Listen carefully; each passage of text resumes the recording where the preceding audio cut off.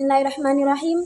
Yang terhormat Ketua Yayasan Pendidikan Zainul Hasan Genggong, yakni Kiai Haji Mutawakil Allah SHMM, dan yang kami hormati Bapak Rektor Universitas Islam Zainul Hasan Genggong, Dr. Abdul Aziz BAMAG, dan yang terhormat Bapak Kaprodi Pendidikan Agama Islam, yakni Bapak Ahmad Tumaidi MPD, dan yang terhormat Bapak Saiful Islam MPD selaku pengampu mata kuliah Retorika Dakwah. Sebelumnya, perkenalkan nama saya Nur Musrifah Arifin, saya dari Prodi Pendidikan Agama Islam kelas 7C, Fakultas Tarbiyah. Saya dari kelompok 8 akan menjelaskan tentang teknik perumusan materi dakwah. Nah, teknik perumusan materi dakwah itu yang pertama, analisis berdasarkan kebutuhan audiens. Jadi kita sebelum membuat materi, kita menganalisis terlebih dahulu kondisi masyarakat yang ada di sana. Dan yang kedua, pilih tema yang aktual dan menarik. Jadi kita itu contohnya, jika di masyarakat itu terdapat suatu permasalahan seperti halnya tidak bisa menjaga lisan. Misal warga di sana itu sering menggibah, sering memfitnah, intinya tidak bisa menjaga lisan. Maka kita itu menggunakan tema materi seperti tidak bisa cara menjaga lisan. Dan yang ketiga, nilai-nilai agama dengan ilmu pengetahuan dan pengalaman hidup sehari-hari. Jadi kita itu mengambil materi atau merangkai materi yang sesuai dengan yang berdasarkan Al-Quran, hadis, dan juga qaulul ulama. Dan juga kita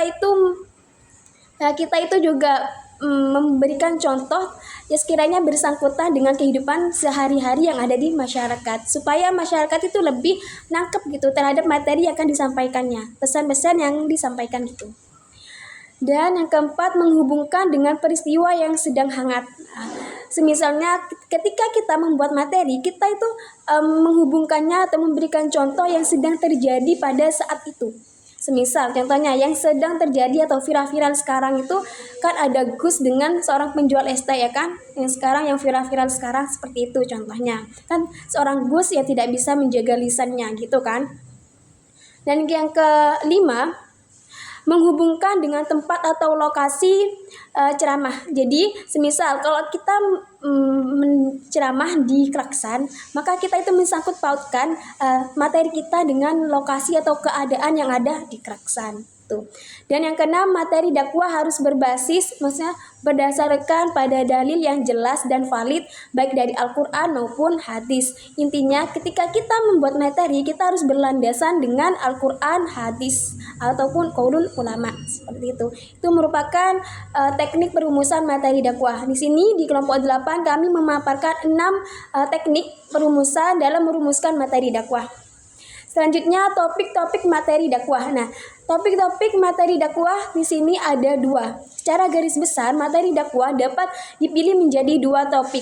Yang pertama, topik bersifat aktual yang rutin dialami oleh masyarakat dalam kehidupan sehari-hari. Misalnya seperti kita menjelaskan materi tentang ketauhidan, sholat, halal haram, takwa, dan sebagainya. Nah, yang kedua, topik yang bersifat tematik yang secara insidental.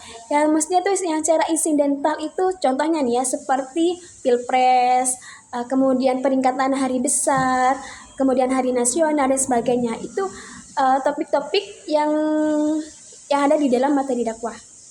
Itu.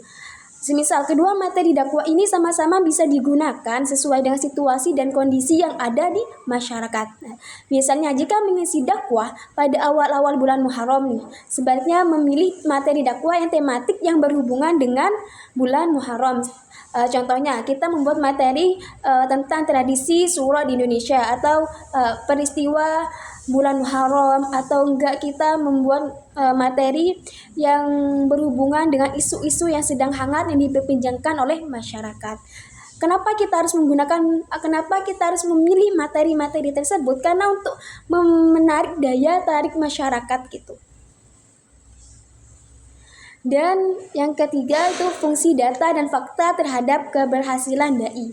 Yang pertama, meningkatkan kredibilitas dan kepercayaan.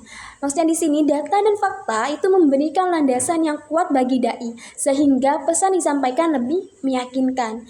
Jadi audiens itu lebih cenderung lebih percaya pada dakwah yang didukung oleh informasi yang akurat dan valid.